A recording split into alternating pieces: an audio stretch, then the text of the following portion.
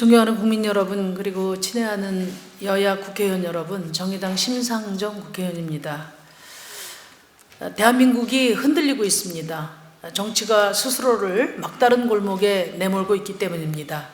기후위기와 감염병, 그리고 40년 만에 세계 인플레이션 등으로 세계 경제는 고통스러운 체제 전환 국면을 맞고 있습니다. 또 고금리 고물가로 우리 서민들의 삶은 벼랑 끝에 내몰리고 있습니다.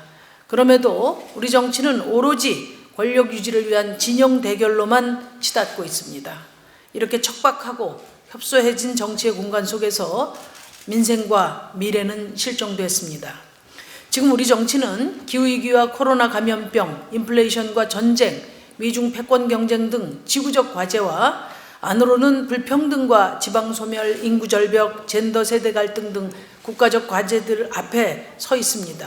이런 과제들은 하나같이 모든 국가적 역량을 하나로 모으지 않고는 해결하기 어려운 난제들입니다. 정치개혁이 그 어느 때보다도 절실한 이유입니다. 존경하는 국민 여러분, 그리고 동료 국회의원 여러분, 그럼에도 불구하고 이 개혁을 주도해야 할 국회의 신뢰도는 대한민국 모든 기관 중에 최하위입니다. 그래서 저는 이 자리에서 정치개혁의 첫 단추는 국민의 불신에 응답하는 최소한의 국회 개혁이 되어야 한다는 점을 분명하게 말씀드립니다.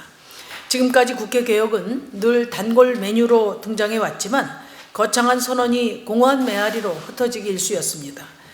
그러나 지금과 같은 엄중한 시국에 국민들의 불신과 분노에 응답하지 않는다면 우리 정치는 몰락의 길을 갈 수밖에 없을 것입니다.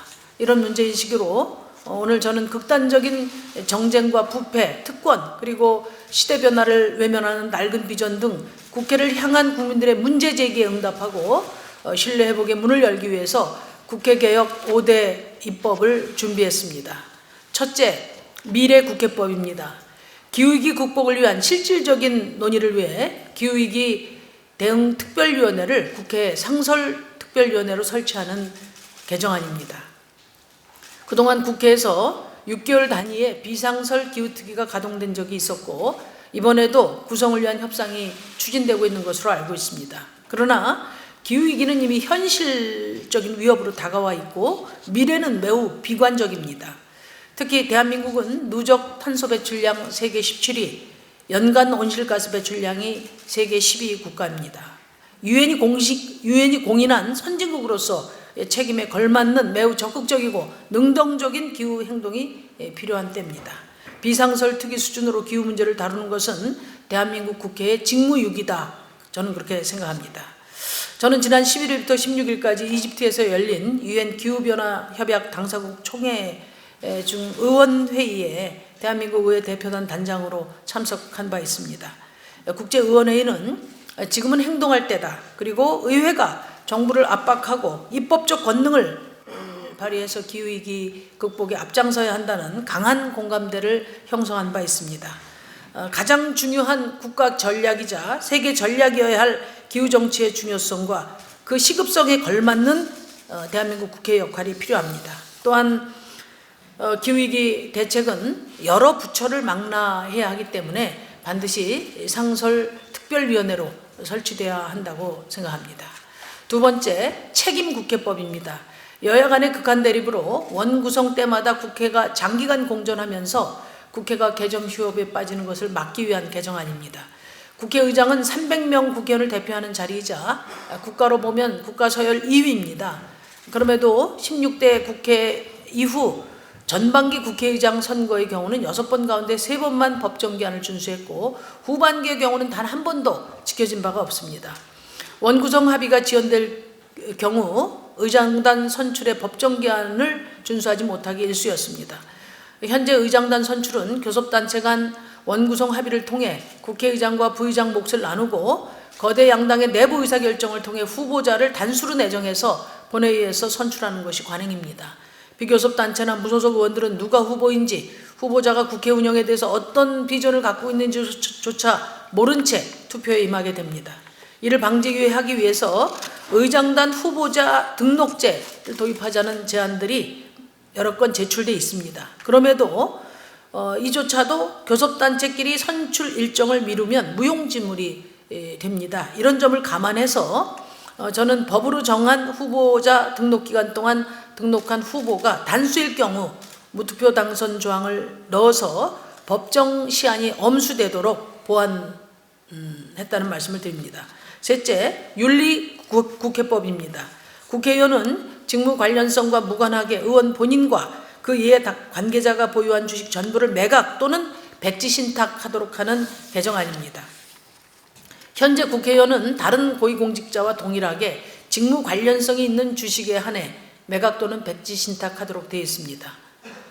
하지만 국회의원은 법률안의 발의, 심사 의결, 예산안 및 결산의 심사 의결, 국정에 관한 감사, 조사 등 광범한 직무 범위는 물론이고 행정부의 주요 정보에 대한 접근성, 또 소속 정당의 정책 결정에 미치는 영향력 등의 측면에서 다른 고위공직자보다 이해 충돌의 소지가 훨씬 크다고 할 수 있습니다.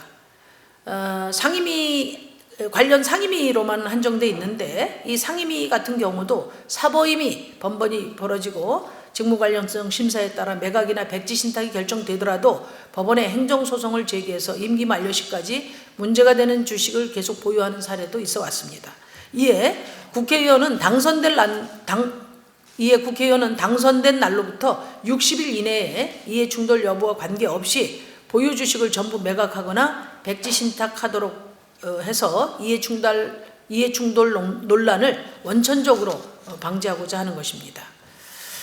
넷째, 시민국회법입니다. 국민의 청원권을 실질적으로 보장하자는 개정안입니다. 21대 국회에 들어서서 107건의 청원이 국회에 접수되었습니다. 국민 동의 청원이 49건이고 의원 소개 청원이 58건입니다. 이 중에 처리된 청원은 11건에 불과합니다. 현행 국회법에 청원 등 의안이 교섭단체 간사간 합의에 따라서 자동 상정되지 않도록 하는 단서 조항, 그리고 청원의 심사기한을 무기한 연장할 수 있도록 하는 조항이 있기 때문입니다. 또한 청원인의 진술권이 보장되지 않고 5만 명의 동의를 받은 국민동의 청원이 국회에서 심사도 받지 못한 채 임기 만료와 함께 폐기되는 문제도 있습니다.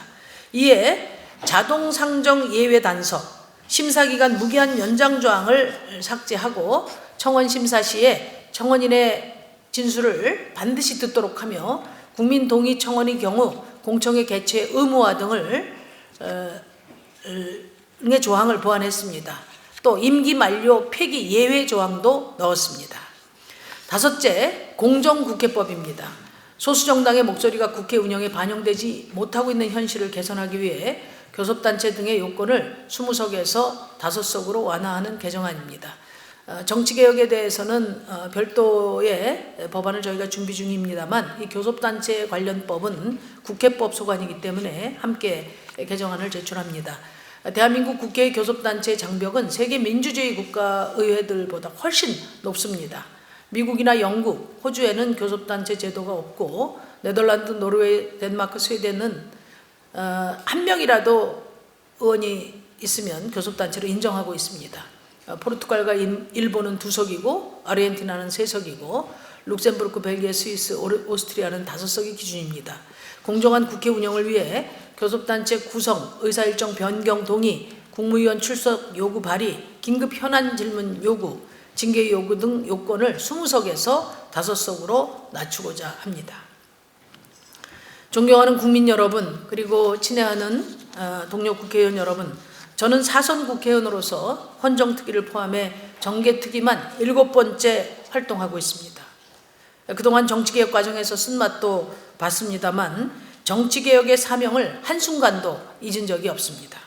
지금과 같은 엄중한 시국이야말로 정치개혁이 곧 시대정신임을 확인해 주고 있습니다. 정치개혁의 시작으로 국민이 체감할 수 있는 국회의 변화를 이룰 수 있도록 여야 의원님들의 진심 어린 그런 관심과 또 머리를 맞대고 힘을 모아갔으면 좋겠습니다. 감사합니다.